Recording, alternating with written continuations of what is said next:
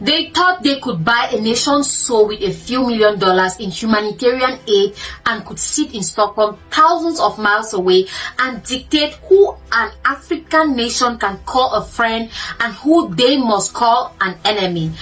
But Sweden just learned a lesson that the rest of the Western world is starting to realize the hard way. The Africa of 1960 is dead. The Africa of 2026 is awake.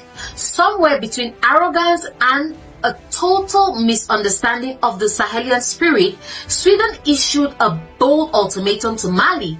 The message was cold: cut all ties with Russia and China or lose everything. No more cooperation, no more economic support, no more food aid. They expected Mali to flinch. They expected Assimi Goita to come to the negotiating table with his head bowed, apologizing for seeking security and infrastructure elsewhere. But instead, something historic happened. Welcome to Power and Pulse. To our loyal subscribers, the front lines of the truth, thank you for standing with us. If you're new here, you've arrived at the exact moment the whole world order is collapsing. Goita didn't apologize. He didn't explain. He didn't ask for a grace period. He looked at the Swedish ambassador and gave him 72 hours to leave. He didn't ask for the grace period.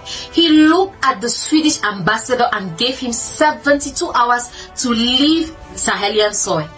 Just 3 days to pack up decades of diplomatic arrogance and go home. Why, you may ask? Because dominion is not a suggestion, it is a birthright. Today we are breaking down the Bamako Ultimatum. We are looking at why Sweden thought it could bully a sovereign nation, why Goita Defiance is sparking a continental chain reaction, and why the aid has become the most dangerous weapon in the Western arsenal. I want to hear from you in the comments. Is it better for a nation to stand hungry and free, or fed and enslaved? For decades, the relationship between the West and Africa has followed a very specific, very toxic script. It's a script written in the language of humanitarianism, but the fine print is always about submission. Sweden, a country often praised for its neutrality and peace building, recently stepped into the role of the enforcer. The Swedish government didn't just express concern. They issued a threat. They explicitly linked the survival of Malian civilians through aid programs to Mali's foreign policy. This is the definition of strings attached. Diplomacy, they said, if you keep talking to Moscow, if you keep signing contracts with Beijing, we will flip the switch on our support. But let's look at the why. Why are they so obsessed with whom Mali talks to? Mali has spent the last few years deepening its strategic ties with Russia and China.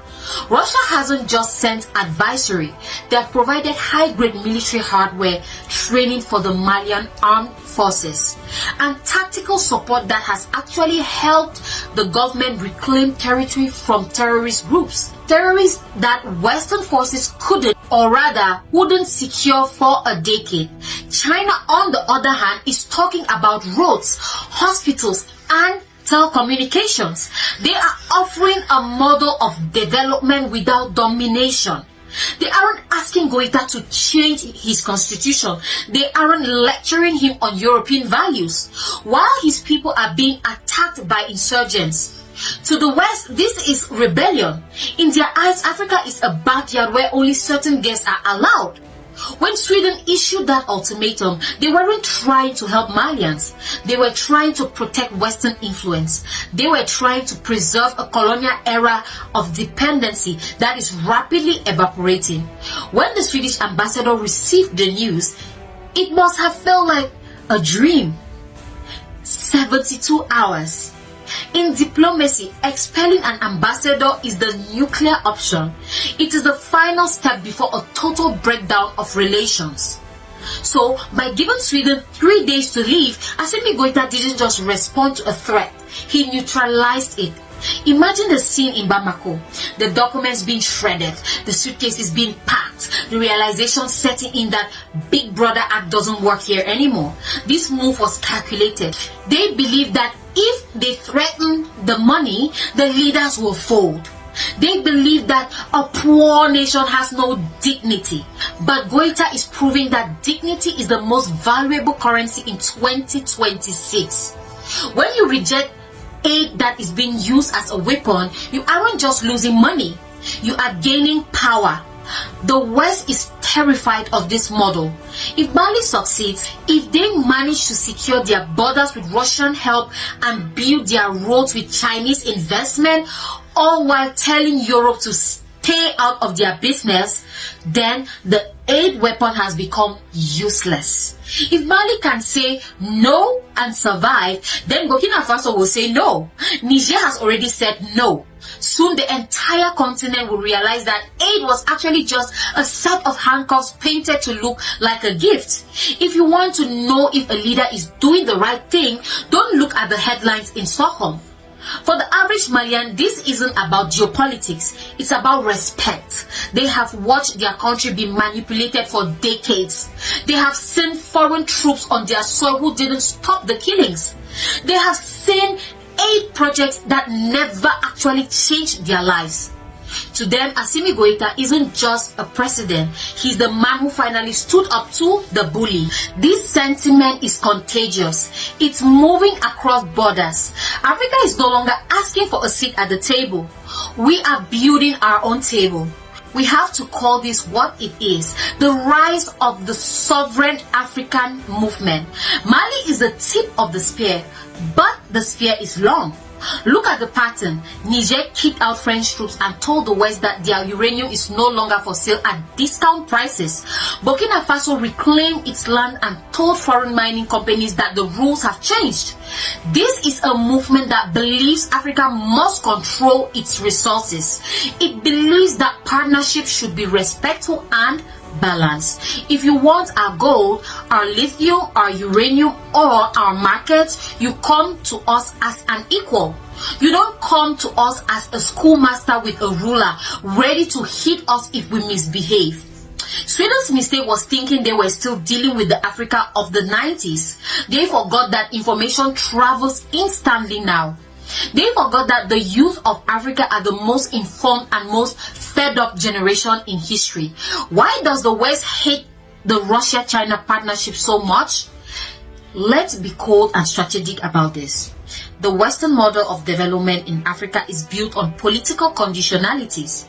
They want to tell you how to run your elections, who can be in your cabinet, and what laws you should pass. It's a way of ensuring that even after independence, the metropole still has the remote control. Russia and China have a different script.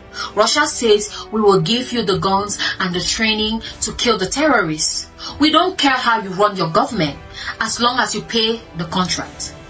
China says, we will build the bridge. We don't care about your internal politics, as long as the trade flows. To a leader fighting a war for survival like Goita, which model is more attractive? The one that lectures you while your soldiers die, or the one that gives you the tools to win? The West calls this dangerous influence. Mali calls it mutual respect. By expelling the Swedish ambassador, Mali has officially turned up the old colonial script and thrown it into the trash. But don't be fooled. Sweden and the European Union will not take this lying down. They will respond. We can expect to see economic sanctions attempting to choke the Malian economy to turn the people against Goita. Diplomatic isolation trying to paint Mali as a pariah state. Media warfare, a flood of articles about human rights abuses and democratic backsliding. But Mali is prepared. This isn't the Mali of the past. They have the alliance of the Sahel states. They have a mutual defense pact with Burkina Faso and Niger. If you attack one, you attack all. Mali is opening its doors to new partners. Countries in the Middle East, Latin America, Southeast Asia are watching. They see a country that is open for business, but strictly not for sale. The West's attempts to isolate Mali by actually backfire by driving Mali into the arms of the global majority, the 80% of the world that is tired of Western hegemony. Assimi Goita's decision to expel the Swedish ambassador is a moment that will be studied in history books for 50 years from now. It marks the end of the childhood of African diplomacy, because for too long African nations were treated like disobedient children who needed to be corrected with the withdrawal of aid or the threats of sanctions. Sweden played the card and Mali called the bluff. This signals the dawn of an era where African leaders stand tall. They are proud, they are unafraid, and most importantly, they are sovereign. To Sweden, Goita said, "We will not be blackmailed." To the West, he said, "We will not be controlled." To Africa, he said, "This is how you reclaim your destiny." The world is changing, and Africa is the engine of that change. What happened in Bamako this week wasn't just a diplomatic tiff. It was a declaration of independence for the 21st century. It was a reminder that no amount of money is worth the loss of your dignity. Mali has drawn a line in the sand. They have shown that the aid weapon only works if you are afraid to walk away from the table. And today, Mali walked away. They walked away from the threats. They walked away from the manipulation. And they walked towards a future where they chose their own path. This is the Africa that is rising. This is the Africa that refuses to bow. And let me tell you something, this is just the beginning. Thank you all for the love and support. We really appreciate it. History is being written in real time. So don't just watch it happen. Be part of the pulse. Like, share, and subscribe this video to stay informed. I'm your host Marie, and this is Power and Pulse, and I will see you in the next one.